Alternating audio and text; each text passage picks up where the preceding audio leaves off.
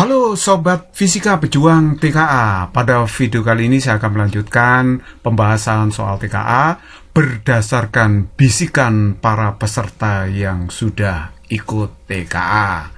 Oke, semoga soal ini keluar ya. Nomor 1, Pak Arman rambut dekat dengan titik dekat 40 cm membaca koran dengan menggunakan kacamata dengan kuat lensa plus 1 dioptri ternyata kurang nyaman karena tulisan kurang jelas terlihat. Supaya dapat membaca seperti layaknya mata normal, maka upaya yang dilakukan Pak Arman adalah benar atau salah pernyataan di bawah ini. Ayo kita lihat nomor 1, mengganti kacamata dengan kuat lensa plus 1,5 dioptri dengan jarak baca 25 cm.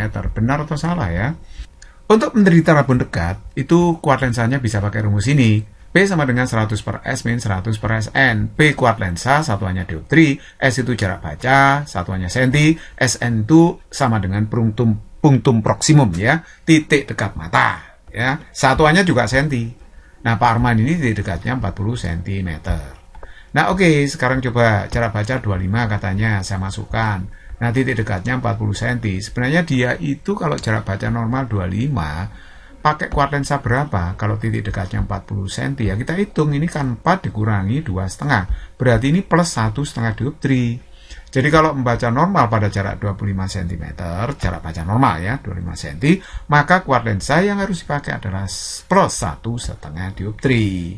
Jadi kalau begitu, pernyataan 1 itu benar. Yang kedua, mengganti kacamata dengan loop dengan kuat lensa plus 1,5 dioptri dengan jarak baca 25 cm. Nah, ini nggak ada kacamata, loop pun jadi gitu ya.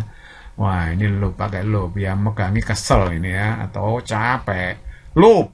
Nah, loop kuat lensanya 1,5 dioptri. Kalau difungsikan sebagai kacamata, 100 per S, S-nya jarak baca 25 cm, 100 per SN. Berarti ini 100 per SN sama dengan 100 per 25, kan dikurangi setengah begitu. Jadi 100 per SN sama dengan 3,5, berarti SN-nya sekitar ini, 28,6 cm. Nah, ini titik dekatnya jadi 28,6 cm. Titik dekat tadi berapa? Kan 40 cm.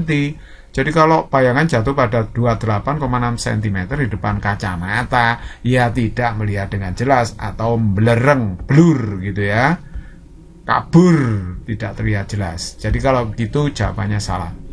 Kemudian nomor 3.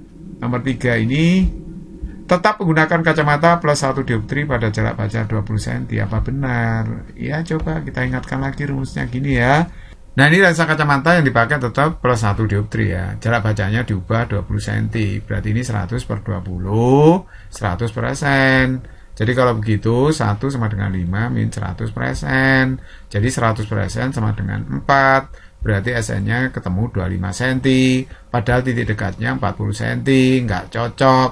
Berarti kalau begitu ya tidak kelihatan dengan jelas bayangannya, alias belereng. Jadi salah ya untuk pernyataan yang ketiga ini. Nomor 2, seorang pemain akrobat jatuh bebas dari ketinggian 20 meter di atas permukaan danau yang cukup dalam. Anggaplah gesekan udara bisa diabaikan, percepatan gravitasi tempat 10. Benar atau salah pernyataan-pernyataan di bawah ini?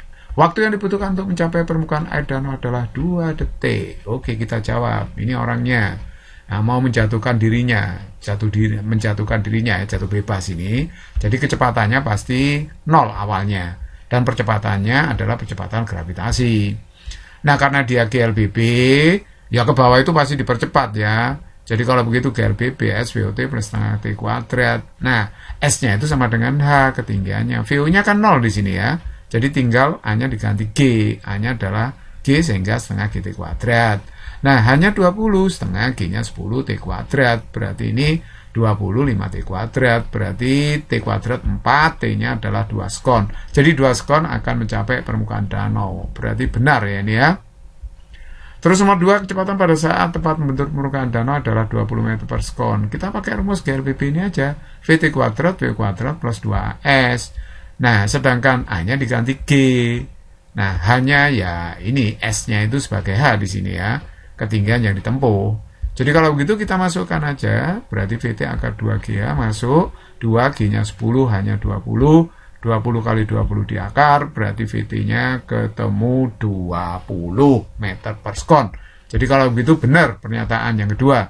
Nomor 3, kecepatan yang dialami pemain akrobat pada saat jatuh berubah beraturan. Loh, Yang berubah peraturan itu kecepatannya ya, bukan percepatannya. Kalau percepatannya tetap 10 meter per sekon kuadrat. Ini tetap tidak berubah. Jadi yang berubah itu V-nya. V-nya berubah peraturan, makanya GLBB tadi. Gitu kan ya. Jadi kalau gitu salah.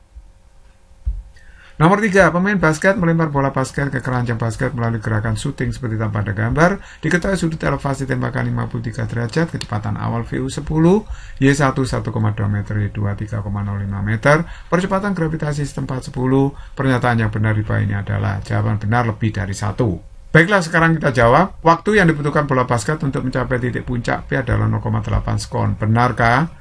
Waktu untuk mencapai puncak pada gerakan parabol bisa dirumuskan secara singkat VU sin alfa per G. VU-nya 10, sin alfanya. Alfa itu sudut elevasi, yaitu 53 ini. Ya, kita isi 53. G-nya 10, jadi ini dicoret aja 10-nya, sin 53 0,8, jadi hasilnya 0,8 sekon. Jadi 0,8 sekon dia akan mencapai titik puncak. Berarti A itu benar ya. Oke, kemudian B, ketinggian maksimum yang dicapai bola terhadap tanah ya, terhadap tanah ini. Jadi kita cari amaknya dulu terhadap garis mendatar ini. Kalau amaknya itu kita bisa rumuskan VU kuadrat sin kuadrat alfa per 2G. VU-nya 10, alfanya 53, 2G berarti 20 karena G-nya 10. Jadi kalau begitu ini 10 kuadrat kali 0,8 kuadrat. Sin 53 itu 0,8 dibagi 20. Jadi ini saya pisah seperti ini. Ya 100 bagi 20 itu kan 5 ya. 5 kali 0,8 itu 4. 4 kali 0,8 3,2. 3,2 meter. Berarti kalau begitu diukur terhadap tanah, hamak ini terhadap tanah maksudnya, yaitu Y1 ditambah dengan H kecil mak itu. H kecil mak. Jadi P ke tanah. Jadi Y1-nya adalah 1,2 ditambah 3,2, hasilnya adalah 4,4 meter. Ternyata B itu benar juga. Oke, yang C ini, waktu yang dibutuhkan bola hingga masuk ke keranjang basket adalah 1,6. Benarkah? Coba. 1,6 itu kan 2 kali 0,8. Kalau misalnya ini nggak ada keranjang terus ke sana, nah waktu sampai mencapai ini terjauh, jarak mendatar terjauh dari titik lemparan itu adalah 1,6 sekon memang. Ini terhalang ini. Jadi nggak mungkin sampai 1,6. Jadi ini secara logika C itu salah. Nggak sampai 1,6. Ya kalau parabolanya simetris dari puncak terus kemudian turun lagi ke sini itu 1,6, padahal nggak sampai situ kan, dia akan ke keranjang ini, jatuhnya di keranjang ini ya. Jadi kalau begitu waktu yang dibutuhkan bola hingga masuk keranjang basket ada 1,6, salah jelas secara logika ya. D, jarak mendatar terjauh yang bisa dicapai bola basket. Nah, kalau jarak mendatar terjauh yang bisa dicapai bola basket, bisa kita hitung. X-nya itu adalah V kuadrat sin 2 alfa per G. Ini andaikan tidak ada keranjang, terus ke sana dia. Terus ke sana, kemudian jatuh di sini misalkan ya. Nah, bolanya sampai sini. Itu X-nya V kuadrat sin 2 alfa per G. Jadi VU kuadrat, ini kita uraikan sin 2 alfa, 2 sin alfa cos alfa per G. Jadi 10 kuadrat kali 2. Sin alfa sin 53 0,8, cos alfa cos 53 0,6. Dibagi G-nya 10. Jadi ini kalau saya hitung ketemunya adalah 9,6 meter. Dengan asumsi tidak ada keranjang loh, terus ke sana sehingga membentuk parabola yang simetris. Nah, jadi nanti X-nya dari titik lempar sampai X-mak sampai jarak mendatar maksimum itu 9,6. Padahal di sini kan ada keranjang, kan tidak mungkin bisa mencapai X-mak sebesar begini. Jadi kalau begitu salah lah D itu. E, jika T adalah waktu yang dibutuhkan bola basket untuk mencapai keranjang, maka T memenuhi persamaan ini. Benar atau salah? Oke, kita jawab ya. Y itu adalah VU sin alfa T min setengah GT kuadrat untuk mencari waktu dari titik pelemparan ke keranjang ini. Nah, kalau kita pakai rumus ini, maka Y-nya itu yang mana? Y itu ini sebenarnya. Y itu adalah selisih antara Y2 dengan Y1. Jadi perubahan ketinggian yang ditempuh.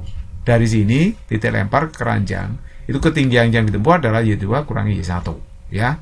Jadi kalau gitu Y2 kurang Y1 3,05 kurangi 1,2 VU-nya 10 sin alfa sin 53 ini 0,8 kali T setengah G G-nya 10. Jadi kalau gitu ini 1,85 ini 8T min 5T kuadrat.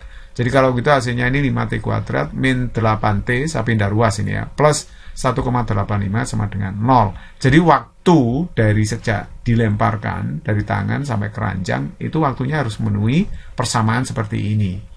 Di sini 5T kuadrat min 8T plus 1,85 sama dengan 0. Berarti E-nya itu benar. Oke, jadi yang benar A, B, E.